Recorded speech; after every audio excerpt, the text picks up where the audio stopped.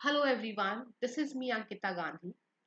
आज मैं आप सब लोगों के सामने एक सैम्पल क्वेश्चन लेके आई हूँ ऑफ यूपी रेवेन्यू कोड।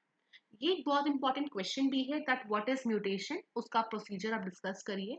तो इसके ऊपर कंप्लीट इंफॉर्मेशन आपको इस वीडियो में मिल जाएगी। इसके अपार्ट आपको कुछ लिखने की बिल्कुल भी जरूरत नहीं है। इट इज सफिशिएंट आंसर और आपका म्यूटेशन का जो है कंसेप्ट भी क्लियर हो जाएगा। एंड सेकेंडली आपको एक मॉडल आंसर भी मिल जाएगा कि कैसे लिखना है, क्योंकि ये एक्ट नया ऐड हुआ है। तो जो स्टूडेंट्स थोड़ा सा इसके लिए क्वेरी में है, डाउट्स में है, तो उनके डाउट्स भी क्लियर हो जाएंगे। पहली चीज कि म्यूटेशन होता क्या है।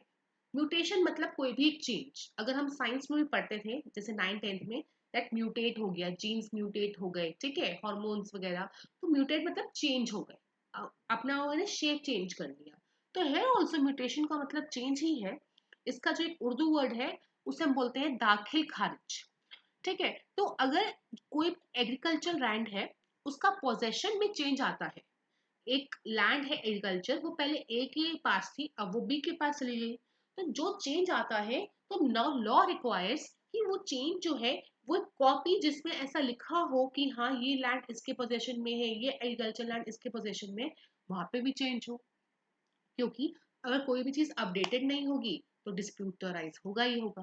तो that notebook, that register, that annual register जहां पे हम नो सब कुछ इंटीमेट रखते हैं कि कौन सी एग्रीकल्चर लैंड किसके पोजेशन में है, इसको हम बोलते हैं खतौनी। खतौनी। तो अगर कोई भी लैंड की पोजेशन में चेंज आ रहा है तो वो हमें इंटीमेट करना ही करना है। और किसको इंटीमेट करना है वो भी हम आगे देखेंगे।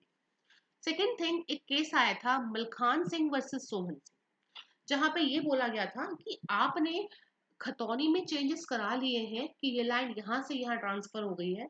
इसका मतलब ये नहीं है कि इन फ्यूचर अगर कोई राइट के ऊपर of that land dispute arise होता है तो आप कोर्ट नहीं जा सकते। आप अपने राइट के लिए कभी भी कोर्ट जा सकते हो, बट अगर कोई लैंड का पोजेशन चेंज हो रहा है, दैट इज योर ड्यूटी कि आप उसका खतौनी में क्या करो, इंटीमेशन कर दो। आगे यहाँ पे रामबरान वर्सेस बोर्ड ऑफ रेवेन्यू में बोला गया कि एक बार एक कॉम्पिटेंट कोर्ट ने एडजुडिकेट कर दिया म्यूटेशन के बारे में कि म्यूटेशन यहाँ हुई है या नहीं हुई है, सब कुछ राइट्स बता दिए। तो now that right, that decision is final और कोई रिव्यू उसके अगेंस्ट नहीं है। आप अगर शेड्यूल 3 में जाएंगे, शेड्यूल 3 के कॉलम 3 में जाएंगे, तो वहां पे बता रखा है हर प्रोसीडिंग का कॉम्पिटेंट रेवेन्यू कोर्ट कौन सा है, कि किस कोर्ट के पास जाएंगे। एसडीओ के पास जाएंगे, तहसीलदार के पास जाएंगे, नायब तहसीलदार के पास जाएंगे। शेड्यूल 3 के ही कॉलम 4 बताया गया है कि फर्स्ट अपील अगर होगी तो किसके पास होगी। शेड्यूल 3 के ही कॉलम 5 में बताया गया सेकेंड अपील होगी तो किसके पास होगी। अब आगे देखते हैं कि पोजेशन एग्रीकल्चर लैंड का चेंज होता कैसे है। या तो सक्सेशन से होता है या ट्रांसफर से होता है। ना व्हाट इज सक्सेशन। सक्सेशन जब पर्सन मर गया तो उसके बाद उसके लीगल हायर्स के पास प्रॉपर्टी जाएगी, तो दैट इज कॉल्ड सक्सेशन। अब अगर कोई डिस्प्यूट ही नहीं है कि पर्सन मर गया, ना the property by succession has been inherited to 2 or 3 legal heirs, तो वो लीगल हायर्स क्या करेंगे, अपने लैंड के रेवेन्यू इंस्पेक्टर के पास जाएंगे अपने सर्कल के, और उनको बताएंगे कि ऐसे ऐसे हमारे पास सक्सेशन से प्रॉपर्टी आई है, आप खतौनी में चेंजेस कर दीजिए। तो वो क्या करेंगे, खतौनी में चेंजेस कर देंगे। बट अगर कोई भी डिस्प्यूट है कि नहीं लीगल हायर तो ये नहीं है या ये है, या किसके पास जाना चाहिए, तो पहले एक इंक्वायरी होगी। तो वो इंक्वायरी कौन करेगा, तहसीलदार। बेसिकली इंक्वायरी तो रेवेन्यू इंस्पेक्टर ही करेगा, और वो इंक्वायरी करने के बाद रिपोर्ट जो है किसको दे देगा, तहसीलदार। आफ्टरवर्ड सेक्शन 34 ये बोलता है कि अगर पोजेशन जो है वो चेंज हो रहा है बाय ट्रांसफर। सी ट्रांसफर क्या होता है, transfer can be transfer by sale, gift, will, कैसे भी ट्रांसफर से जा रही है but not by succession. So in that case अब लीगल ड्यूटी किसकी है, किसको देना चाहिए हमें, टू तहसीलदार। उस केस में रेवेन्यू इंस्पेक्टर को देना चाहिए था, देना था हमें।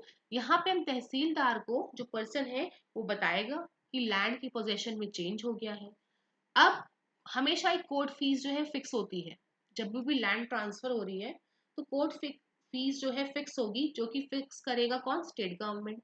वो फिक्स करेगा कि आप जब पोजेशन चेंज हो रही है और उसके बारे में खतौनी में चेंजेस कराना चाहते हो तो इतना अमाउंट आप पे करो। इतना अमाउंट पे होने के बाद तहसीलदार क्या है वहां पे अपना खतौनी में चेंजेस कर देगा।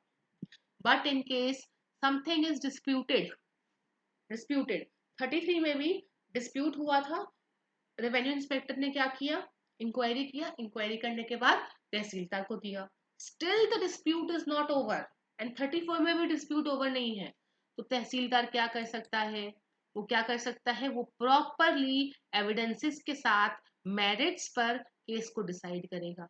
एज अ कोर्ट डिसाइड करने के बाद जो डिसीजन आएगा उसके अकॉर्डिंगली खतौनी में चेंजेस होंगे। अब जो कोई भी अग्रीव पार्टी है वो एसडीओ के पास जा सकती है, sub divisional officer, with in 30 days in appeal.